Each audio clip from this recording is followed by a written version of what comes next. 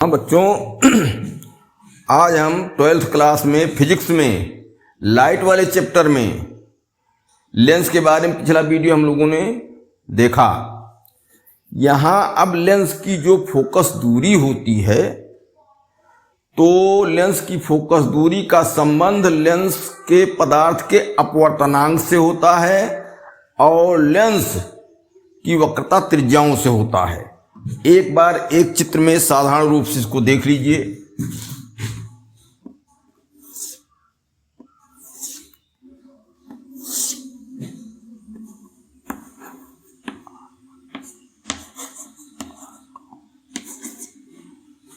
ये मान लीजिए, पहले ग्राउंड जो है तैयार कर लीजिए। हम लोगों को पढ़ना है जो लेंस की फोकस दूरी है। सूत्र ये क्या था? एकल गोलीय पृष्ठ वाला, एकल नहीं, ये 1/f बराबर n-1 और 1/r1 माइनस 1/r2। इसमें एक बार समझ लो ग्राउंड, तब हम लोग चालू करेंगे आगे। तो ये लेंस की फोकस दूरी का ये भी सूत्र है, ठीक। इसमें लेंस का अपवर्तनांक n प्रयोग हुआ है, लेंस की दोनों त्रिज्याएं प्रयोग हुई हैं। लेंस की फोकस दूरी का एक सूत्र ये भी है, 1/f बराबर 1/b माइनस 1/u, ये भी है। इस फोकस दूरी के सूत्र में प्रतिबिंब की दूरी b और बस की दूरी ui है, ठीक। और इस फोकस दूरी में लेंस के पदार्थ का अपवर्तनांक n आया है और लेंस के दोनों पृष्ठों की वक्रता त्रिज्याएं r1 r2 आई हैं। एक बात यह समझ लेना है कि r1 r2 वो ज्यादातर मामलों में बराबर होती हैं, दोनों पृष्ठ की वक्रता त्रिज्याएं बराबर होती हैं। अब यहां एक शब्द वक्रता,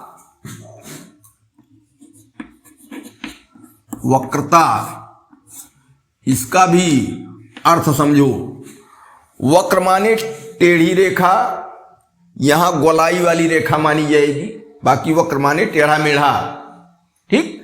लेकिन यहां जो है, जैसे ये सीधी रेखा है, ये न लेकर के गोलाई वाली रेखा मानी जाएगी। और यही गोलाई वाली रेखा हमारे लेंसों में मिलती है, उत्तल लेंस में भी और अवतल लेंस में भी। ये भी समझ लो, भी ग्राउंड तैयार कर रहे हैं हम, बस आसानी समझ में आ जाएगी बात। तो इसके दोनों पृष्ठ क्या होते हैं? वक्र होते हैं, अर्थात गोलाई वाले होते हैं। अब ध्यान दो, हम एक गोलाई की रेखा ये खींच रहे हैं दोनों तरफ, ये, ठीक। और एक इस तरीके से खींचे, इस तरीके से।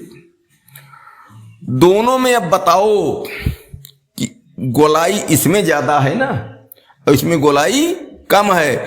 ये पृष्ठ लगभग सीधा होने जा रहा है, और बड़ा बना दिया जाए, देखने में पृष्ठ एक सीधी रेखा जैसा ही मान सकते हैं। लेकिन छोटे आकारों में देखो, अब तो अंदाजा लग रहा है इसकी क्या है, गोलाई बहुत ज्यादा है, टेढ़ापन इसमें बहुत ज्यादा है, इसमें बहुत कम है। तो यही कहा जाता है लेंसों की वक्रता।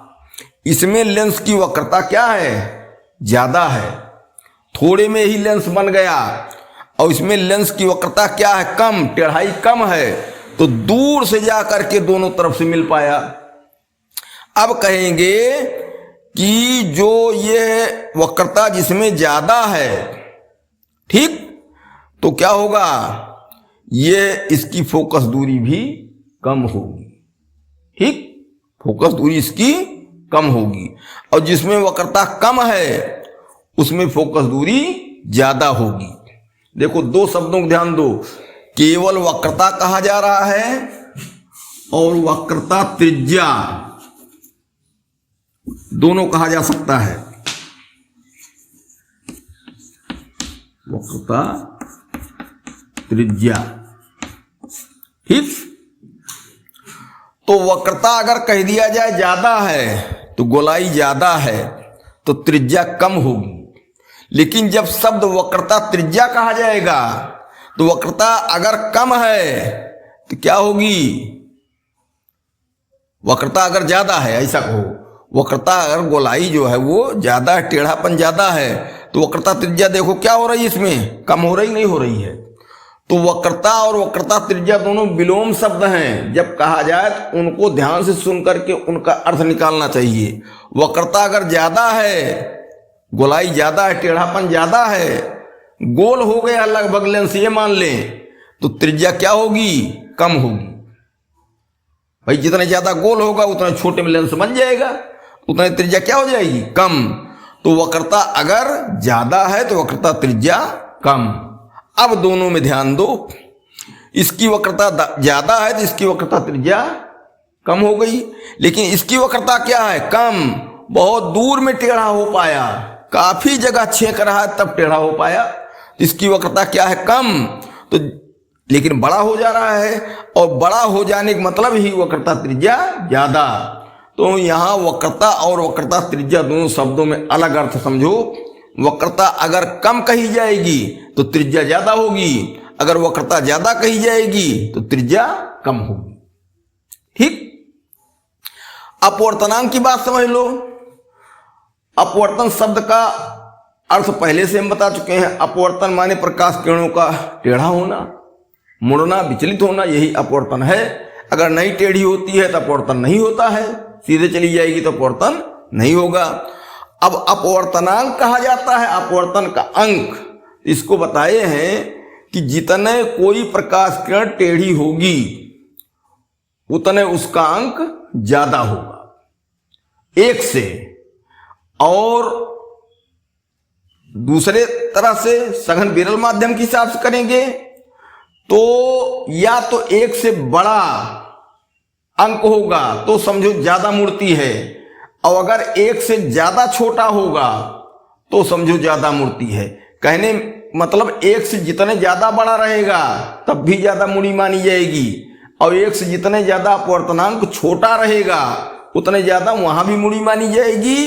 केवल वो विरल सघन माध्यम में किधर मुड़ती है, किधर से दूर जाती है, 1 से बड़ा अपवर्तनांक 1 से छोटा अपवर्तनांक उसी वक्त काम आता है। लेकिन हमारे कहने का मतलब एक इस तरीके से कि 1 से अगर अपवर्तनांक 1.6 है, 1.7 है, 1.7 ज्यादा है, इसका मतलब 1.7 वाले में ज्यादा मुड़ी है, प्रकाश किरण ज्यादा मुड़ी है। और अगर अपवर्तनांक 1 से छोटे वाले में 0.98 और 0.92 तो क्या होगा, 1 से ज्यादा छोटा 0.92 है, इसका मतलब 0.92 के लिए प्रकाश किरण ज्यादा मुड़ी है। तो अपवर्तनांक ये बता देता है कि प्रकाश किरण कम मुड़ी है कि ज्यादा मुड़ी है। अगर अपवर्तनांक 1 के लगभग नजदीक होगा, 1 से थोड़े कम हो, 1 से थोड़े ज्यादा हो, तो प्रकाश किरण समझो कम मुड़ रही है, सघन से विरल में जा रही, विरल से सघन में, वो तो अलग बात है। लेकिन अगर अपवर्तनांक 1 से काफी बड़ा है या काफी छोटा है, कहने मतलब काफी बड़ा होना अथवा काफी छोटा होना, इसका मतलब प्रकाश किरण का ज्यादा मुड़ना। ठीक। और अपवर्तनांक 1 के करीब होना, प्रकाश किरण का कम मुड़ना, चाहे 1 से थोड़ा कम हो और चाहे 1 से ज्यादा, मतलब 1 से बड़ा हो के थोड़ा कम हो। तो कहने मतलब 1 से अंतराल जितने, चाहे बड़े वाले में और चाहे छोटे वाले में होगा तो प्रकाश किरण ज्यादा मुड़ी मानी जाएगी, और 1 से दोनों तरफ अंतराल अगर थोड़ा थोड़ा होगा तो प्रकाश किरण कम मुड़ी मानी जाएगी। अब देखो यहां वक्रता ज्यादा है तो त्रिज्या कम होगी, तो फोकस दूरी भी कम होगी। ठीक। अरे भाई जितने मोड़ा रहेगा उतने जल्दी मोड़ेगा, जितने बड़े लेंस होते हैं उतने कम मोड़ पाते हैं। तो अब वक्रता ज्यादा है तो त्रिज्या कम है तो फोकस दूरी भी कम, और यहां क्या वक्रता कम है तो त्रिज्या ज्यादा होगी तो फोकस दूरी ज्यादा होगी। तो पहले वक्रता वक्रता त्रिज्या दोनों में अर्थ ही हम लोगों को बताना था, समझना था, इनके आकारों को समझना था। अब हम लोग आ जाएं आगे।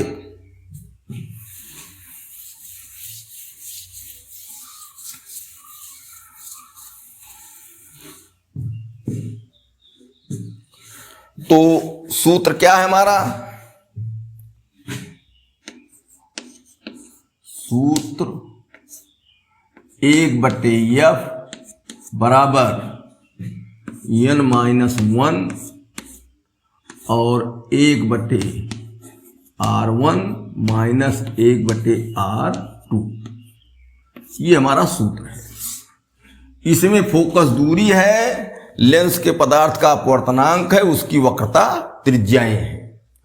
अब हमको फोकस दूरी से तुलना करनी है अपवर्तनांक की, फोकस दूरी से तुलना करनी है वक्रता त्रिज्याओं की। दो बातें इसमें हमको पढ़ना है। तो नंबर 1, फोकस दूरी की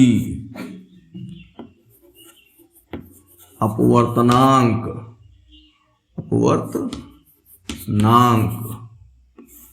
से संबंध, ठीक, ये हमको तय करना है। एक चीज फोकस दूरी और अपवर्तनांक के बारे में हम पढ़ेंगे। देखो, उत्तल लेंस में ज्यादा समझो इसको, ये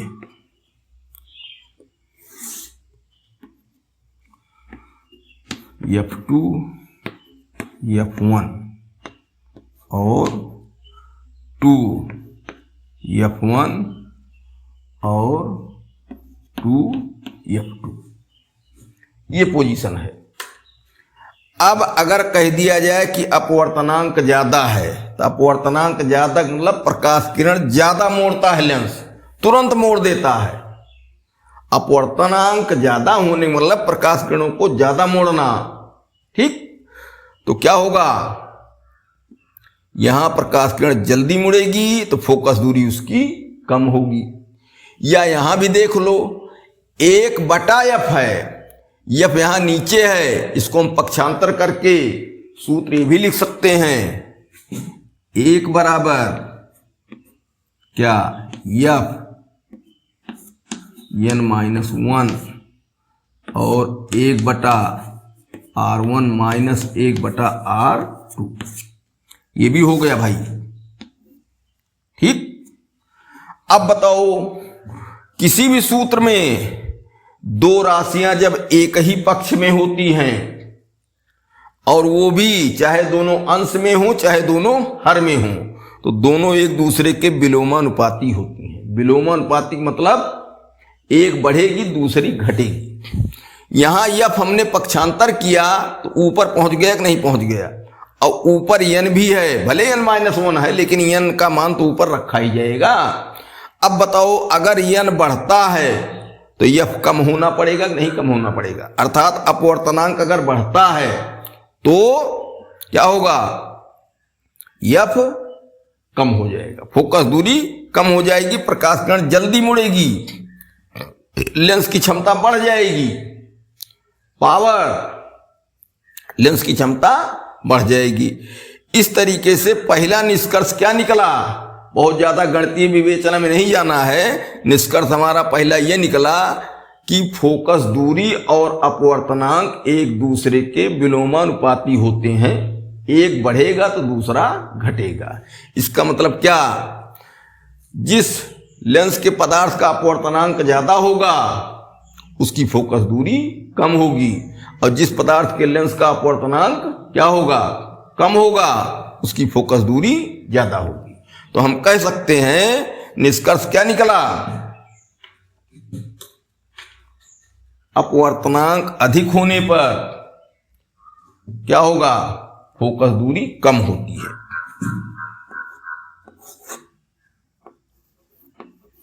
अपवर्तनांक अधिक होने पर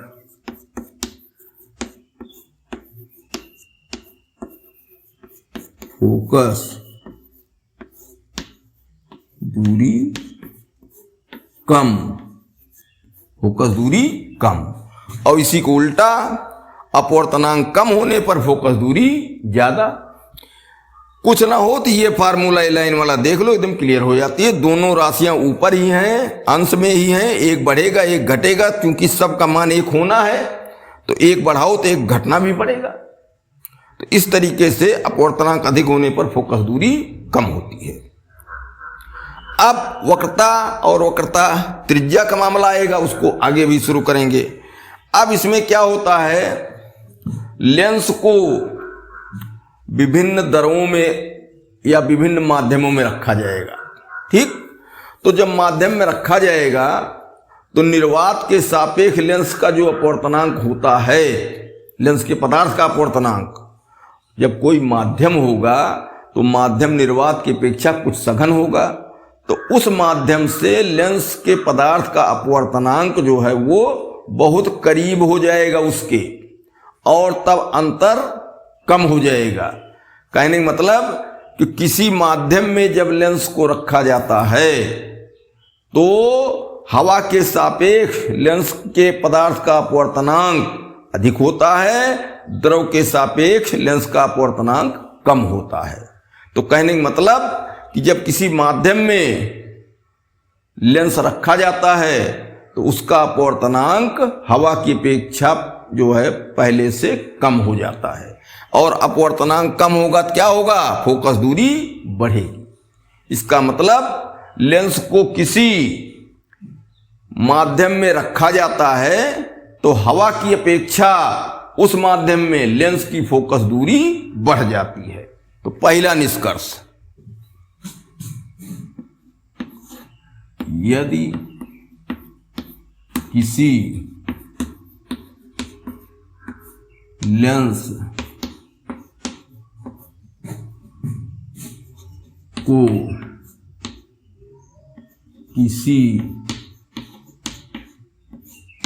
किसी माध्यम में रखा जाता है तब लेंस की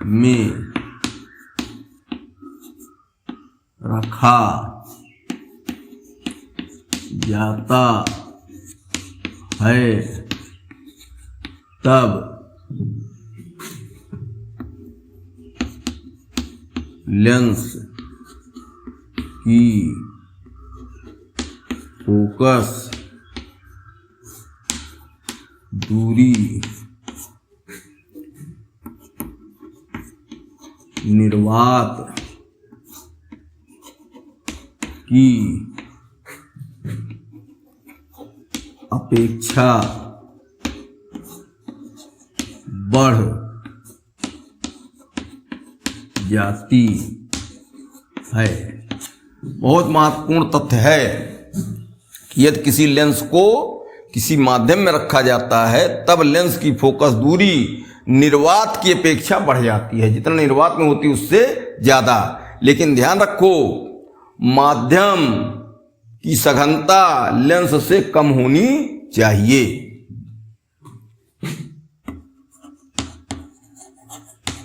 माध्यम लेंस से कम सघन हो। ठीक, यह शर्त है। ऐसा नहीं है कि ज्यादा सघन माध्यम में रख दिया जाए लेंस को, ठीक, तो उसकी बात अभी आगे आएगी। हमारे कहने का मतलब यह है कि निर्वात में लेंस की कोई फोकस दूरी है 10 सेंटीमीटर मान लो है। अब उसी लेंस को एक माध्यम में रखा गया, माध्यम कहने का मतलब कुछ सघनता उसमें है, लेकिन अब भी लेंस के पदार्थ से कम सघनता है, अर्थात हल्के माध्यम में लेंस रखा गया, हल्के माध्यम में लेंस रखा गया, कम सघन माध्यम में लेंस रखा गया, तो लेंस की फोकस दूरी निर्वात की अपेक्षा बढ़ जाती है, अर्थात दूरी बढ़ती है। ठीक, लेकिन कम सघन माध्यम में रखा हो। दूसरी पोजीशन क्या बनती है, अगर लेंस ऐसे माध्यम में रखा जाए जिसकी सघनता लेंस के पदार्थ की सघनता के बराबर है, ठीक, दोनों बराबर सघन है, जो माध्यम है उसकी सघनता और लेंस जैसे कांच का बना है तो कांच की सघनता अगर दोनों की बराबर हो गई तो क्या होगा, लेंस उस माध्यम में खो जाएगा। खो जाने का मतलब कि जब सघनता दोनों की बराबर है तो लेंस और पदार्थ दोनों आपस में घुल मिल जाएंगे, लेंस रह ही नहीं जाएगा एक तरीके से, और पूरा जो पदार्थ रहेगा माध्यम और लेंस सहित एक पदार्थ बन जाएगा, समांगी पदार्थ बन जाएगा। और तब क्या होगा, लेंस की फोकस दूरी इतनी बढ़ेगी कि उसकी फोकस दूरी अनंत हो जाएगी। ठीक, तो अब दूसरा तथ्य है, यदि लेंस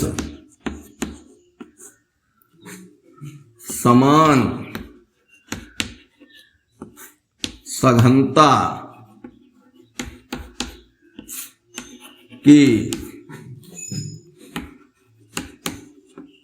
माध्यम में रखा जाता है तब वह माध्यम में खो जाता है। फोकस दूरी अनंत हो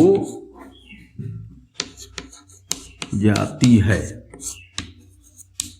ठीक, अगर बराबर सघनता वाले में उसको रख दिया गया तो उसकी फोकस दूरी क्या हो जाएगी, अनंत हो जाएगी, लेंस खो जाएगा और लेंस पदार्थ सब मिला करके कांच की एक प्लेट के समान व्यवहार करेगा।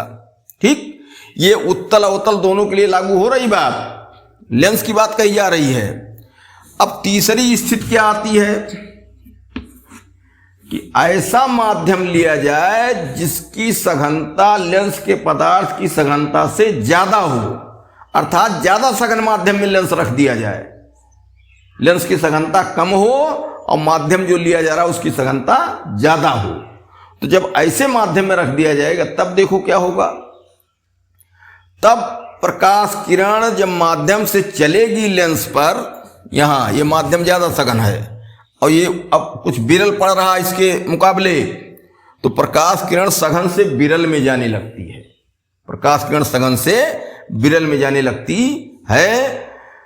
तब नई घटना उत्पन्न होती है क्या, अब लेंस विरल पड़ गया कुछ तो लेंस का टाइप ही बदल जाएगा, फोकस दूरी अब भी बढ़ेगी लेकिन लेंस का टाइप बदल जाएगा। अब क्या होगा, उत्तल लेंस उस माध्यम में अवतल लेंस जैसा काम करेगा और अवतल लेंस उस माध्यम में उत्तल लेंस जैसा काम करेगा। तो अब क्या अधिक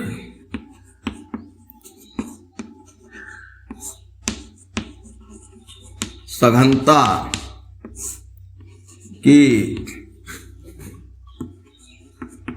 माध्यम में रखने पर लेंस की प्रकृति माने टाइप बदल जाती है, फोकस दूरी भी बढ़ती है। ठीक, ये 3 कंडीशन हुई और तीनों कंडीशन में एक समान बात बता रहे हैं, इसको जान लो कि जब किसी माध्यम में लेंस रखा जाएगा तो फोकस दूरी उसकी जरूर बढ़ेगी, क्योंकि निर्वात की अपेक्षा अब वो माध्यम कुछ सघन है। तो कहीं भी रखो, चाहे कम सघन है और चाहे बराबर सघन है और ज्यादा सघन माध्यम है, ये भी हो सकता है, तो फोकस दूरी हर हाल में बढ़ेगी।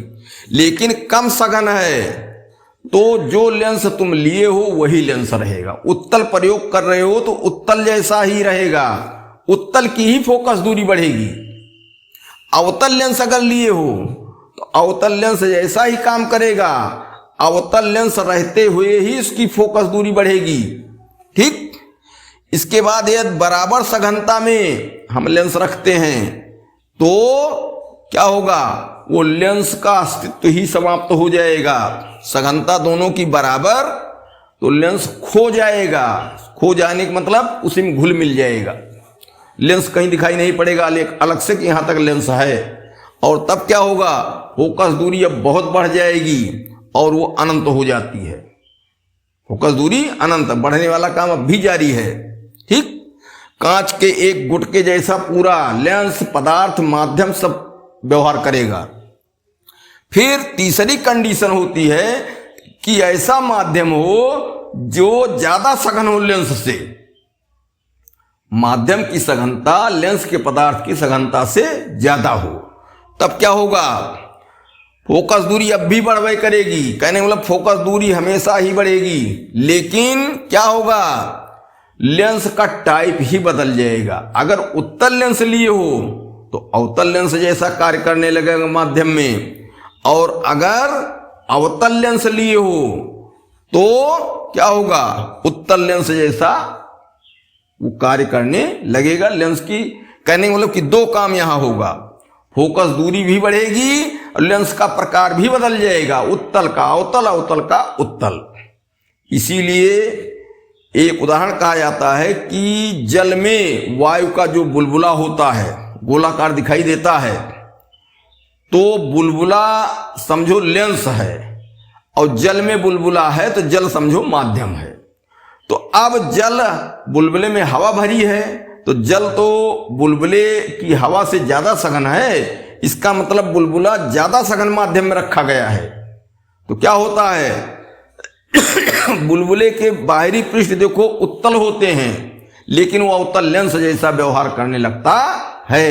यही कारण है कि जल में वायु का बुलबुला उत्तल लेंस टाइप का होते हुए भी वह अवतल लेंस जैसा व्यवहार करता है। तो इस तरीके से जो ये अपवर्तनांक है और फोकस दूरी है, दोनों में संबंध हो गया। ठीक। सघनता विरलता का मतलब अपवर्तनांक से है, इसको लिख दिया गया। अब हमको फोकस दूरी और वक्रता त्रिज्याओं के बारे में बात करनी है। अब इसको देखा जाए।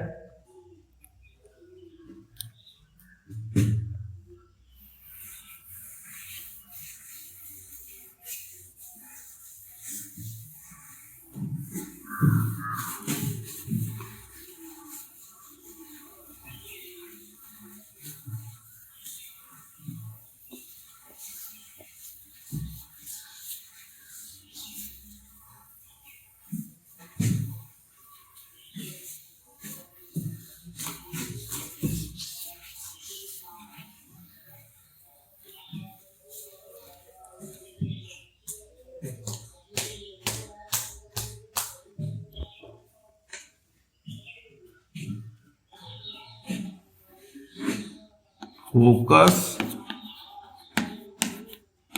दूरी का वक्रता त्रिज्या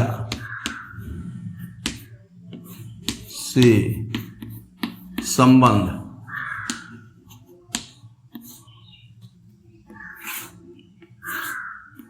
ये सूत्र देखो 1/f बराबर यहां 1 करके R1 और R2 आए हैं।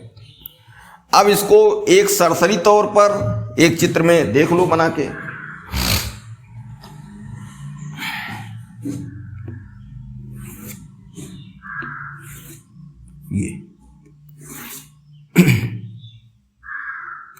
ये R1, ये R2, F और 2F, F और 2F, 1 कर दो, 2 कर दो, 1 2।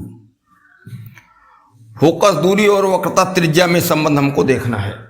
देख रहे हो, अगर ये त्रिज्या बहुत बड़ी हो और लेंस पतला हो, ठीक, तो बहुत बड़ा लेंस बनेगा त्रिज्या बड़ा होने पर, ठीक, उसका वक्रता केंद्र बहुत दूर जाएगा, त्रिज्या ज्यादा हो जाएगी।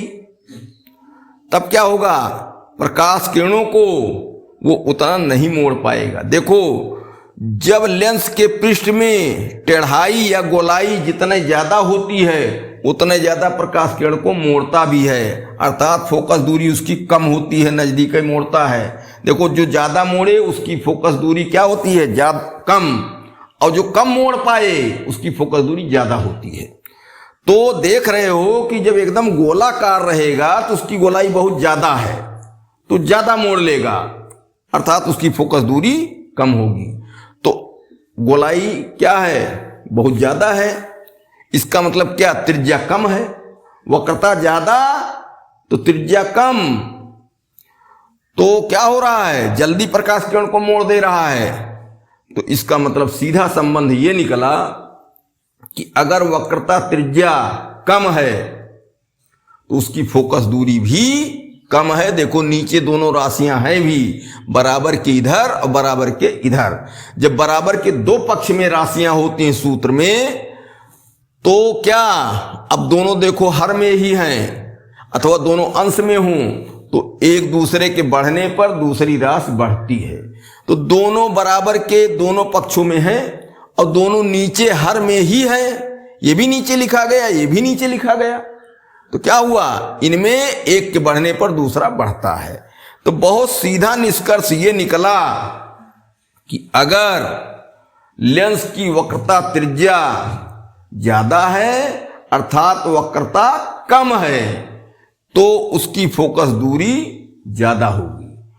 अगर त्रिज्या कम है अर्थात वक्रता ज्यादा है, देखो त्रिज्या कम होने का मतलब, नजदीक आने का मतलब गोलाई बढ़ जाए, वक्रता बढ़ जाए। इसीलिए हमने शुरू में बताया कि वक्रता और वक्रता त्रिज्या में उल्टा का संबंध है, एक ज्यादा होगा तो एक कम होगा।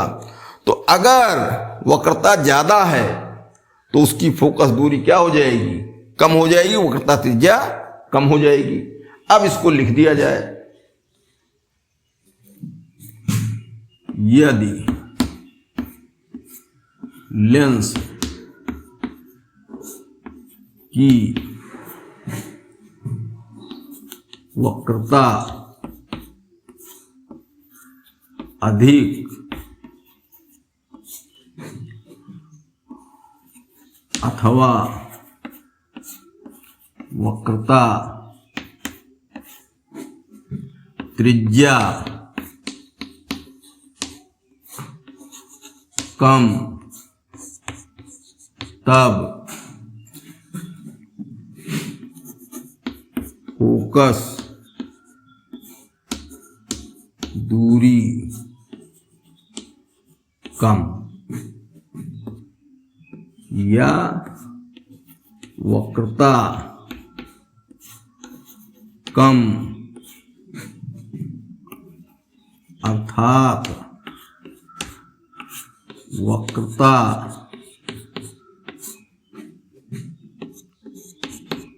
त्रिज्या अधिक, तब फोकस दूरी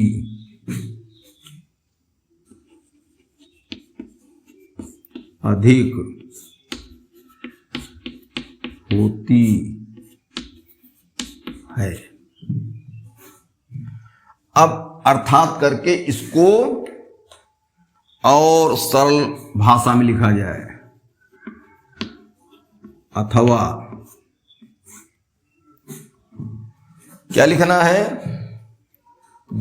अब हम सीधे सीधे लिख दे रहे हैं, जिस लेंस में गोलाई ज्यादा है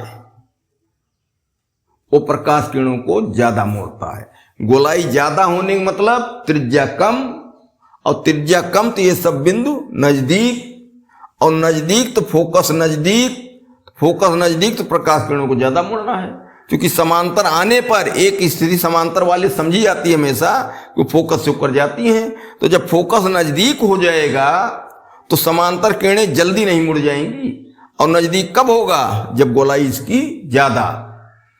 ठीक, तो अब हम ये भी कह सकते हैं कि लगभग गोल लेंसों की फोकस दूरी क्या होती है? सबसे कम होती है। जो एकदम लगभग गोल होते हैं उनकी वक्रता त्रिज्याएं भी कम और उनकी फोकस दूरी भी कम। को लिख दिया जाए, अभी 2-3 शब्दों से लिखा जाए। लगभग गोल लेंसों की वक्रता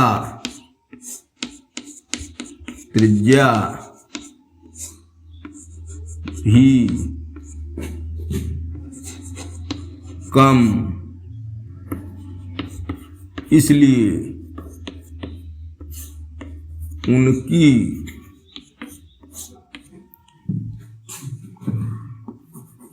फोकस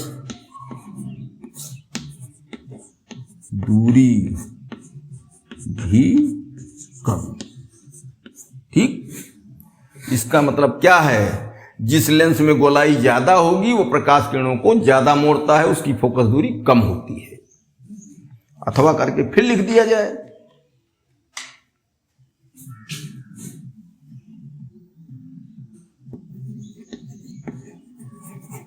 अथवा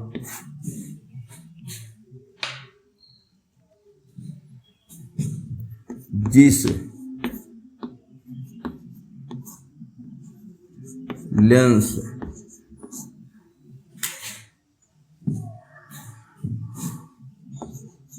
में गोलाई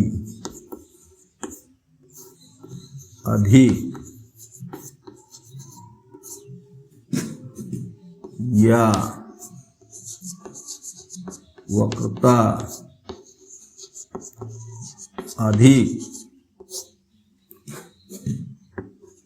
उसकी फोकस